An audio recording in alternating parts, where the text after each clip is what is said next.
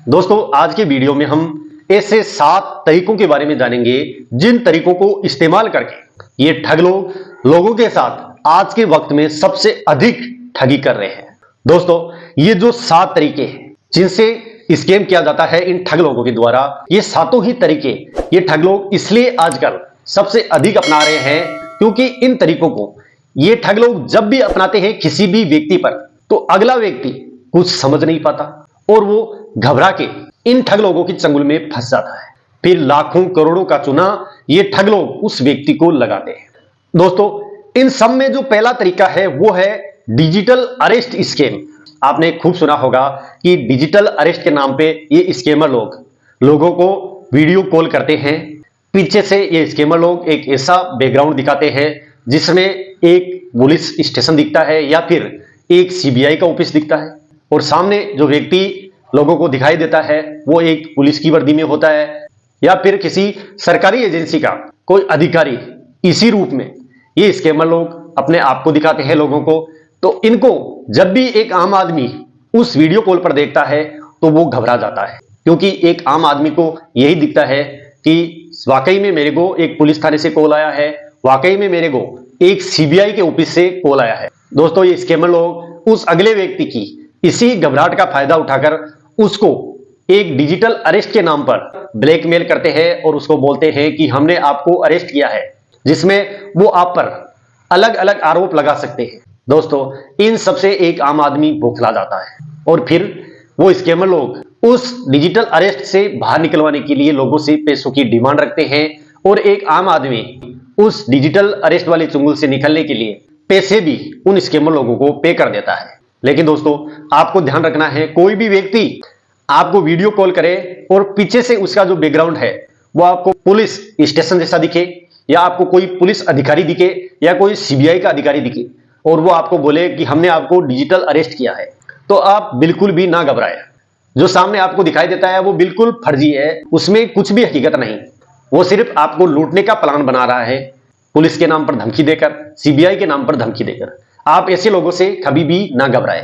हमारे देश में हमारा कानून किसी को भी डिजिटल अरेस्ट नहीं करता। दोस्तों इसी के साथ दूसरा स्कैम है जिसमें एक व्यक्ति आपको एक टेलीकॉम अफसर बनकर कॉल करेगा, जो खुद को एक ट्राई का बड़ा अफसर बताएगा। वो बोलेगा कि हम टेलीकॉम रेगुलेटरी से बात कर रहे हैं, आपके नाम पर जो सिम कार्ड चल रहे हैं उनसे लोगों के साथ ठगी की जा रही है, लोगों के साथ धोखाधड़ी की जा रही है, तो हमें आप पर एक्शन लेना पड़ेगा। दोस्तों इस तरह से वो ठग लोग लोगों को डराते हैं। लोगों के द्वारा जब बोला जाता है कि मेरे नाम पर सिर्फ एक ही सिम कार्ड है जिसका मुझे पता है और मैंने इसका दुरुपयोग नहीं किया, तब उन ठग लोगों के द्वारा बोला जाता है कि अच्छा ये कन्फर्म करने के लिए हमें आपका आधार कार्ड चाहिए, आप आधार कार्ड नहीं देते तो उसके नंबर बता दीजिए। अब अगर कोई व्यक्ति उन ठग लोगों को अपना आधार नंबर बताएगा तो उससे वो ठग लोग एक फर्जी कहानी का फिर से निर्माण करेंगे और उस व्यक्ति को टॉर्चर करने लग जाएंगे। दोस्तों यहां समझने वाली बात यह है कि हम लोगों को कभी भी किसी भी टेलीकॉम अथॉरिटी से डायरेक्ट कॉल नहीं आता, तो हमें ऐसे लोगों से हमेशा ही बचना है, घबराना नहीं। दोस्तों इसके साथ ही जो तीसरा स्कैम है वो है फैमिली मेंबर में से कोई व्यक्ति अरेस्ट। लोगों के पास एक कॉल आता है इन ठग लोगों का और बोला जाता है कि आपके फैमिली मेंबर्स में से किसी को हमने अरेस्ट किया है, हम उस पुलिस थाने से बोल रहे हैं, या फिर हमने आपके भाई को अरेस्ट किया है, बहन को अरेस्ट किया है। दोस्तों इस तरह के कॉल ये ठग लोग दिन में हजारों कॉल लोगों को लगाते हैं और उन हजारों में से 100-200 कॉल बिल्कुल फिट बैठते हैं इनके। लोगों को लगता है कि यार वाकई में मेरा भाई कहीं अरेस्ट हुआ है, मेरी बहन कहीं अरेस्ट हुई है, या फिर मेरी फैमिली मेंबर का अन्य कोई आदमी अरेस्ट हुआ है। अब उस अरेस्टिंग से बचाने के लिए ये स्कैमर लोग अलग अलग बहाने बनाते हैं और उन सब बहानों का सहारा लेकर ये लोगों से पैसों की डिमांड रखते हैं। अब लोग घबरा जाते हैं और इन स्कैमर लोगों को पैसा पे कर देते हैं। लेकिन दोस्तों आपको कभी भी ऐसा कॉल आए तो आपको घबराना नहीं है। इसके साथ ही दोस्तों चौथा है फेक ऑनलाइन ट्रेडिंग। ये ठग लोग ट्रेडिंग के नाम पर लोगों को लूटते हैं, और ये ट्रेडिंग के नाम पर लूटते कैसे हैं उसका भी कहीं ना कहीं आपने एग्जाम्पल देखा होगा। जैसे इंस्टाग्राम चलाते हो तो उसमें कुछ ऐसे वीडियो देखने को मिलते हैं जिनमें लाखों का प्रॉफिट इन स्कैमर लोगों के द्वारा दिखाया जाता है, या फिर आप ऐसे एड देखते होंगे जो हमारे सोशल मीडिया प्लेटफॉर्म पर चलते रहते हैं जिनमें एक एक दिन का लाखों में प्रॉफिट दिखाया जाता है। साथ ही ऐसे बहुत सारे टेलीग्राम ग्रुप, ऐसे बहुत सारे व्हाट्सएप ग्रुप जिनमें ऐसे ही लोगों को फेक ट्रेडिंग में प्रॉफिट वाली स्क्रीनशॉट भेजे जाते हैं और उनका ब्रेन वॉश किया जाता है। लोग ऐसे लोगों के विश्वास में आते हैं और फिर उनसे कांटेक्ट करते हैं। कांटेक्ट करने के बाद लोग इन स्कैमर लोगों के द्वारा बताई गई एप्लीकेशन में पैसा इन्वेस्ट करते हैं। जब पैसा कम मात्रा में रहता है तब तो ये ठग लोग लोगों को कुछ ना कुछ प्रॉफिट उपलब्ध कराते रहते हैं, और जब एक आम आदमी पूरी तरह से लालच में आ जाता है उस प्रॉफिट को देखकर फिर क्या करता है, वो लोगों से पैसे उधार लेता है अपने सगे संबंधियों से और उस पैसे को उस ऐप में इन्वेस्ट कर देता है। उसके बाद ये ठग लोग उस पैसे को लेकर 9 2 11 हो जाते हैं। दोस्तों, इस तरह के किसी भी फेक ट्रेडिंग एप्लीकेशन में आपको नहीं घुसना, किसी की बातों में आकर कहीं भी पैसा इन्वेस्ट नहीं करना, नहीं तो आपको बहुत बड़ा नुकसान हो सकता है। दोस्तों, इसी के साथ जो 5वां स्कैम है वो है व्हाट्सएप, टेलीग्राम, इंस्टाग्राम, फेसबुक।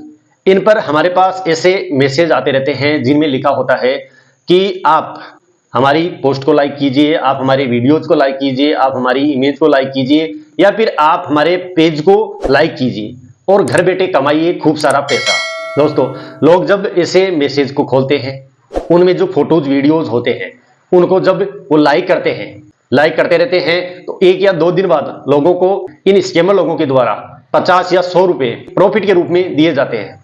लेकिन दोस्तों, जब लोगों को लगता है कि यार ये बढ़िया है, मैं घर पे बैठा बैठा आराम से पैसा कमा सकता हूं, तो इस तरीके को अपनाकर लोग उन स्कैमर लोगों से जुड़ने लगते हैं। फिर उनकी बातों में आकर अपनी बैंक डिटेल, अपनी जरूरी जो डॉक्यूमेंट है वो सब कुछ उन स्कैमर लोगों को उपलब्ध करवा देते हैं। और जब इन ठग लोगों को सारी जानकारी लोगों से मिल जाती है तब ये ऑनलाइन सेंधमारी करते हैं और लोगों को ठगते हैं। दोस्तों, आप भी इस तरह के किसी भी प्रकार के लालच से बचिए, ये सब फेक है, ओरिजिनल कुछ भी नहीं। दोस्तों, इसी के साथ जो 6वां है वो है फेक कस्टम स्कैम। लोगों के पास इन स्कैमर लोगों का कॉल आता है और लोगों को ये बोलते हैं कि आपका कोई पार्सल या आपका कोई सामान हमारे दिल्ली एयरपोर्ट पे पकड़ा गया है, जयपुर एयरपोर्ट पे पकड़ा गया है, लखनऊ एयरपोर्ट पे पकड़ा गया है, जो कि आपके नाम पर है। ये पार्सल जो आया है वो दुबई से आया है, युगांडा से आया है, सऊदी अरब से आया है, और इसमें जो सामान निकला है वो ड्रग्स है या अदर ऐसी कोई चीज। लोगों को इस तरह से इन स्कैमर लोगों के द्वारा बोला जाता है। लोग जब बोलते हैं कि मेरे नाम से ऐसी कोई भी वस्तु किसी भी देश से नहीं आने वाली थी, तब ये स्कैमर लोग बोलते हैं कि हमें वेरीफाई करना है, इसीलिए आप अपना आधार कार्ड नंबर हमें भेजिए।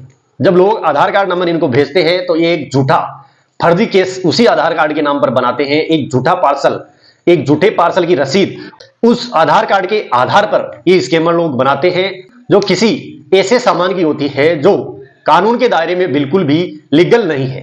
फिर उसी व्यक्ति के उसी आधार कार्ड की डिटेल के आधार पर ये जो फर्जी रसीद बनाई जाती है उसी व्यक्ति को भेज दी जाती है, और उस पार्सल में जो सामान आया है, जो इलीगल चीज आई है, उसे बचाने के एवज में ये ठग लोग उस व्यक्ति से रुपयों की डिमांड करते हैं। दोस्तों, आप भी बचिए। कोई भी आपको कॉल करे कि आपके नाम से पार्सल आया है तो आप बोलिए कि भैया आप रख लीजिए और कॉल को तुरंत काट दीजिए। ये सब स्कैम है। दोस्तों, इसी के साथ जो लास्ट में है वो है फेक मनी ट्रांसफर। एक व्यक्ति का आपके पास कॉल आता है और वो बोलता है कि यार भैया, गलती से मैंने आपको पैसा भेज दिया, मुझे किसी और को भेजना था लेकिन चला गया आपके पास, तो आप प्लीज मुझे लौटा दीजिए।